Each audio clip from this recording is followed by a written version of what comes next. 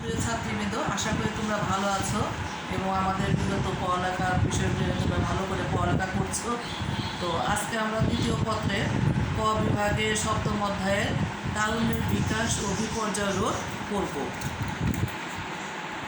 আসলে corona virus না থাকলে এই সময় আমাদের এই দ্বিতীয় পত্রটাই পড়ার কথা ছিল।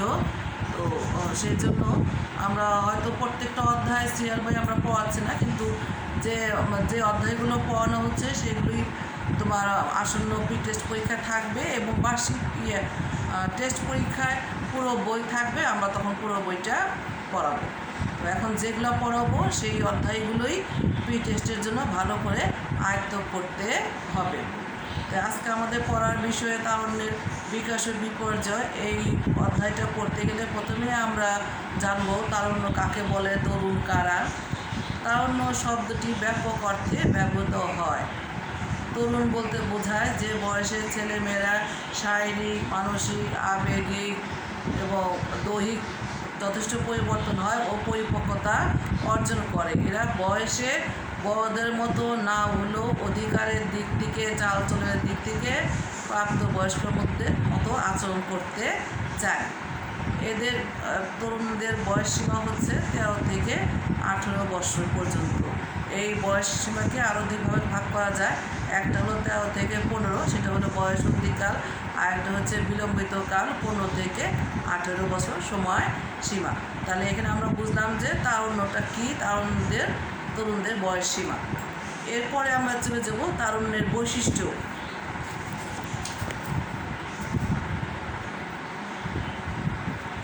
এই অধ্যায়টা আসলে শুধু পরীক্ষায় পাশের জন্য না, তোমাদের নিজেদের জন্য জানা দরকার, কারণ এটা এই বয়স সীমায় তোমরাই অবস্থান করছো। তরুণদের প্রধান বৈশিষ্ট্য হচ্ছে কি, এরা এই সময় চোখে থাকে নতুন স্বপ্ন, এরা যৌবনের দুধ, এদের চলার গতি থাকে দুর্বার ও উদ্দীপনা, সাহস, অদম্য শক্তিতে প্রাণোচ্ছ্বাস, প্রাণচঞ্চল এরা থাকে ভরপুর। তো এই শক্তিগুলিকে ভালো কাজে লাগালে পরে তারা জীবনে সফল মানুষ হয়, সার্থক মানুষের আত্মপ্রকাশ করে। আর যদি পা পিছলে তাদের এই শক্তিটাকে খারাপ পথে নিয়ে যায়, তারা সমাজের জন্য, পরিবারের জন্য হুমকি স্বরূপ হয়ে থাকে। আমাদের এই বইয়ে তারুণ্যের 10টা বৈশিষ্ট্য সম্বন্ধে লেখা আছে। আমরা এক এক করে এই বৈশিষ্ট্যগুলো সম্বন্ধে জানব। প্রথমে দেখা যাচ্ছে যে এই সময় তারা কী হয়, দৈহিক, মানসিক পরিপক্কতা অর্জন করে এবং এরপর দেখা যায় যথেষ্ট পরিপক্কতা অর্জন করে দৈহিক পরিবর্তন মানসিক পরিবর্তন হয় দেখেই তারা ওজন, উচ্চতা যথেষ্ট পরিমাণে বড় দেখা যায়। এই সময় তারা তাদের নিজস্ব মূল্যবোধগুলি গড়ে উঠে। তারপরে মা বাবার সাথে তাদের কী হয়, আত্মদ্বন্দ্ব বলো, কারণ তারা নিজেদের মতো চলতে চায়, স্বাধীনভাবে চলতে চায়। স্বাধীনভাবে চলতে যেয়ে দেখা যায় যে বিভিন্ন তাদের সাথে মনোমালিন্য হয়, তারা কিছুটা হীনমন্যতায় ভোগে। এরপরে আমরা দেখতে পাচ্ছি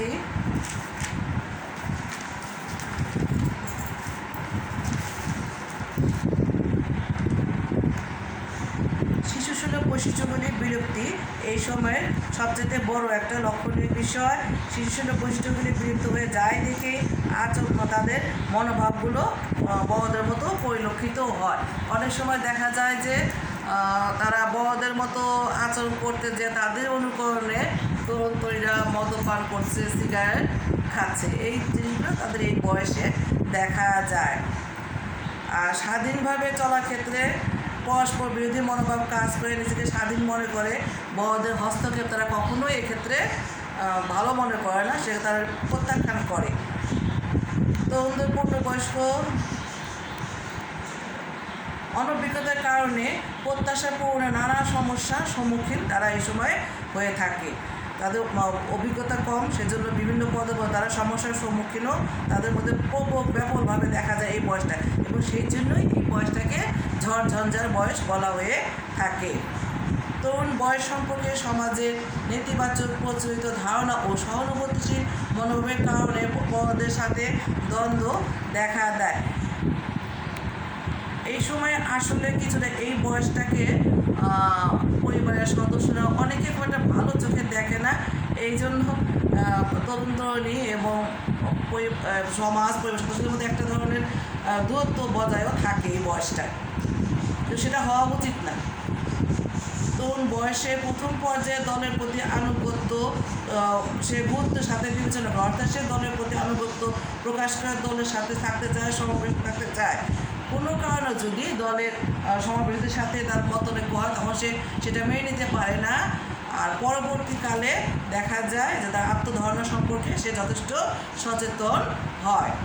তাহলে এই তরুণদের যে বৈশিষ্ট্যগুলি আমরা দেখলাম, 10টা মেন বৈশিষ্ট্য, সেটা হচ্ছে কি মেন হচ্ছে তাদের বিভিন্ন রকম পরিবর্তন হয় এবং এই পরিবর্তনগুলিটা বিভিন্ন তরুণদের মধ্যে এটা বিদ্যমান দেখা যায় কম বেশি।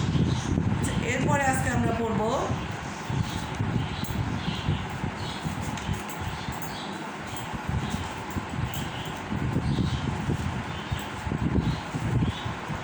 তরুণদের বিকাশমূলক কার্যাবলী।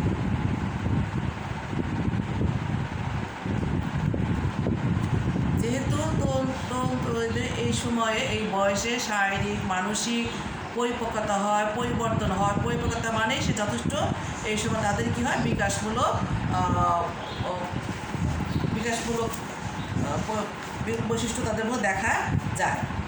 এবং এই সময়ে সবচেয়ে বড় যে তরুণ বয়সে সব ধরনের বিকাশমূলক কাজের অন্তর্নিহিত উদ্দেশ্য হচ্ছে শিশুসুলভ মনোভাব এবং আচরণ পরিত্যাগ করে প্রাপ্তবয়স্ক ব্যক্তির ভূমিকায় নিজেকে প্রতিষ্ঠিত করা। তাহলে শিশুসুলভ মনোভাব সম্পূর্ণরূপে সে পরিত্যাগ করে বড় মানুষের ভূমিকার দিকে সে আস্তে আস্তে এগোতে থাকে। তরুণদের বিকাশমূলক কার্যক্রম সম্পর্কে মনোবিজ্ঞানী হ্যাভিং হার্ট কিছু মতামত দিয়েছেন। বিকাশমূলক বৈশিষ্ট্যগুলি সম্বন্ধে আমরা কিছু মতামত দেখতে পাচ্ছি, সেটা উনি কী বলেছে আমরা দেখবো এখন। তরুণীরা স্বাধীনভাবে চলতে চায় এবং মা বাবা সহ বড়দের ভালোবাসা বন্ধন হতে মুক্ত হতে চায়। তাহলে বিকাশমূলক যে প্রথম আমরা দেখতেছি সেটা হলো কি স্বাধীনভাবে চলতে চায়, মা বাবা বন্ধ সে থাকতে চায় না, তারা নিজের মতো করে বিভিন্ন সংসারের থেকে সমাজ থেকে নিজের মতো করে একদম বেড়ে চলতে চায় একাকী স্বাধীনভাবে। 2, শৈশবের ছেলে মেয়েদের পরস্পর প্রতি বিদ্বেষপূর্ণ আচরণ থাকে, কিন্তু তরুণ বয়সে এসে তারা একে অপরকে বুঝতে শেখে এবং পরস্পর সমঝোতাপূর্ণ সম্পর্ক তৈরির চেষ্টা করে। শৈশবে তারা কী হয় একজন একজনকে বোঝার চেষ্টা করে না, বিদ্বেষমূলক আচরণ থাকে, বিভিন্ন খেলনা বিভিন্ন জিনিস সঙ্গে তারা শেয়ার করে না, কিন্তু আস্তে আস্তে বড় হয় তখন তারা সমঝোতাপূর্ণ বন্ধুপূর্ণ পরস্পর আচরণ করে থাকে।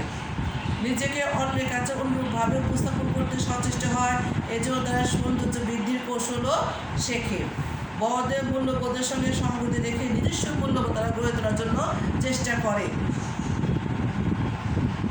সামাজিক জীবনে দায়িত্বপূর্ণ আচরণ তারা এই সময় করে থাকে, অর্থাৎ তাদের সামাজিক বিকাশগুলোর কাজও এই সময় থেকে শুরু হয়। অর্থ উপার্জনের উপযুক্ত বৃত্তি গ্রহণের প্রস্তুতি ও দাম্পত্য জীবনের জন্য নিজেকে প্রস্তুত করা বিকাশমূলক কাজের অন্যতম গুরুত্বপূর্ণ কাজ। অর্থাৎ তরুণদের এই সময় দেখা যায় তারা অর্থ উপার্জন করার জন্য বিভিন্ন বৃত্তি বিভিন্ন পেশামূলক কাজের সাথে সম্পৃক্ত হয় এবং পরবর্তীতে দাম্পত্য জীবনে দায়িত্ব গ্রহণ করার জন্য সক্রিয় চেষ্টা করে থাকে। তাহলে এই হলো এখানে আমরা 5টা পয়েন্ট দেখতে পাচ্ছি বিকাশমূলক কার্যাবলী। এগুলি একটু ভালো করে দেখতে হবে মেয়েরা, এবং অধ্যায়গুলো পড়াগুলো অত্যন্ত তোমার জীবনের সাথে জড়িত এই কথাগুলো পড়াগুলো। এরপরে আমরা পড়ব ব্যক্তিত্বের পরিবর্তন।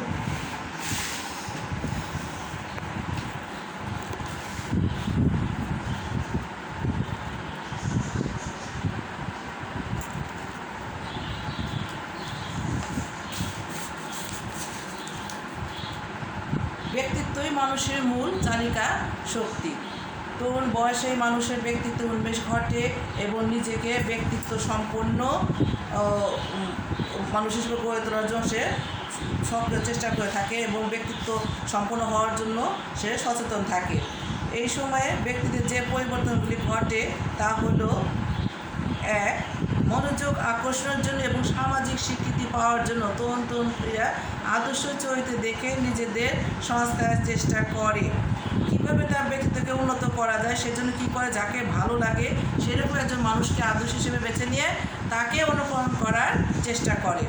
তরুণীরা বিপরীত লিঙ্গের সঙ্গীদের কাছ থেকে প্রশংসা পেতে চেষ্টা করে। পরিবেশের সাথে সঙ্গতি বিধান করতে গিয়ে পরিণত আবেগ, প্রত্যাশিত সামাজিক আচরণ ও সহনশীলতা লক্ষ্য করা যায়। এতে তাদের আত্মধারণা দৃঢ় হয়। এই সময় তারা কি করে, আবেগটা হয় তাদের পরিণত, তারপরে প্রত্যাশিত সামাজিক আচরণ করে, সহনশীলতা যথেষ্ট পরিমাণ দেখা যায় কিসের জন্য, তার ব্যক্তিত্বকে সুন্দরভাবে সাবলভাবে গড়ে তোলার জন্য। দৈহিক ত্রুটির কারণে অনেক তরুণ-তরুণীরা হীনমন্যতায় ভোগে, ফলে ব্যক্তিত্বের বিকাশ বাধাগ্রস্ত হয়। ব্যক্তিত্বের বিকাশটা বাধাগ্রস্ত হয়, এমন ধরনের কাজ করা যাবে না, এবং যতটুকু সম্ভব ব্যক্তিত্বকে সুন্দরভাবে গড়ে তোলার জন্য চেষ্টা করা দরকার। পরিবারের পছন্দনীয় সদস্যকে আদর্শ মনে করে তার আচরণ ও ব্যক্তিগত তরুণ-তরুণীরা আত্মধারণা গড়ে তোলে। পরিবারের পছন্দনীয় যে কোনো একজন মানুষকে সে আদর্শ মনে করে এবং তার আচরণ সব কিছু সে অনুকরণ করে। শুধু তাই না, ভালো যে কোনো একজন বড় মানুষকেও সে এই সময়ে অনুকরণ করতে পারে, তাকে আইডল হিসেবে বেছে নিতে পারে এবং তার ব্যক্তিত্বকে অনুসরণ করতে পারে, যেটা তার ব্যক্তিত্ব করার ক্ষেত্রে একটা যথেষ্ট বড় রকমের ভূমিকা রাখবে। এবং ব্যক্তিত্ব মানুষের চলার পথে সফল হলে ব্যক্তিত্বটা সঠিকভাবে তৈরি হওয়াটা সবার জন্যই দরকার। সবারই উচিত একটা ভালো ব্যক্তিত্বের অধিকারী হওয়া, বহুমুখী ব্যক্তিত্বের অধিকারী হওয়া। যেসব ছেলে মেয়ে শৈশবে নিজেদের পাঠ্যপুস্তকের বাইরে অন্যান্য বই, খেলাধুলার মাধ্যমে বিভিন্ন দক্ষতার স্বাক্ষর রাখে, তারা পরবর্তীতে অনন্য ব্যক্তিত্বের অধিকারী হয়। অর্থাৎ ব্যক্তিত্ব তৈরি করার বিভিন্ন উপকরণের মধ্যে একটা উপকরণ হচ্ছে কি, ভালো ভালো বই পড়া, ভালো ভালো খেলাধুলা করা, সমাজে বিভিন্ন সামাজিক কর্মকাণ্ডে অংশগ্রহণ করা। এগুলো কী করবে, বিভিন্ন দক্ষতামূলক কাজগুলোই পরবর্তীতে তাকে অনন্য ব্যক্তিত্ব অধিকার হতে সাহায্য করবে। সামাজিক পরিবেশের সাথে ব্যক্তিত্বের আত্মপ্রকাশ ঘটে। সামাজিক বিভিন্ন কর্মকাণ্ড করে সেইখানে তার ব্যক্তিত্বটাকে ফুটিয়ে তোলা, কাজকর্ম করলে অবশ্যই ব্যক্তিত্ব ফুটিয়ে তোলা সম্ভব, এবং সবাই তার ব্যক্তিত্ব সম্পর্কে তখনও জানতে পারে, পরিচিতি লাভ করে, আত্মপরিচিতি লাভ করে। তো আজকে আমরা যেটা পড়লাম, তারুণ্য কী, তারুণ্যের বইয়ে 10টা বৈশিষ্ট্য আছে, সেটা তারুণ্যের বিকাশমূলক কার্যাবলী 5টা পয়েন্ট আছে, সেটাও পড়তে হবে। ব্যক্তিত্বের পরিবর্তন, কেন পরিবর্তনের ব্যক্তিত্ব কেন দরকার, সেখানেও আমরা 7টা পয়েন্ট দেখতে পাচ্ছি। এই পড়াগুলো তোমরা পড়ানোর সাথে সাথে আমি হয়তো একটা ক্লাস নেওয়ার পরে আর সঙ্গে সঙ্গে 3-4 দিন নেই না, তারপরে আবার দিই। এটা উদ্দেশ্য হচ্ছে তোমরা এই সময়ের মধ্যে এই পড়াটা ভালোভাবে তৈরি করবে, কারণ এই পড়াগুলো সামনে টেস্ট পরীক্ষার সময় লাগবে, টেস্ট পরীক্ষার সময় লাগবে, এবং সর্বোপরি বোর্ডের পরীক্ষায় তখন পুরো বইটাই থাকবে। আমরা সেই লক্ষ্য নিয়েই একটু একটু করে পড়াগুলো শেষ করার জন্য আগাচ্ছি। তোমরা আশা করি তোমরা সবাই ভালো থাকবে, ভালো করে পড়বে। সবাইকে অনেক অনেক শুভেচ্ছা জানিয়ে আমরা আজকের পড়াটা এখানেই শেষ করছি। ধন্যবাদ সবাই।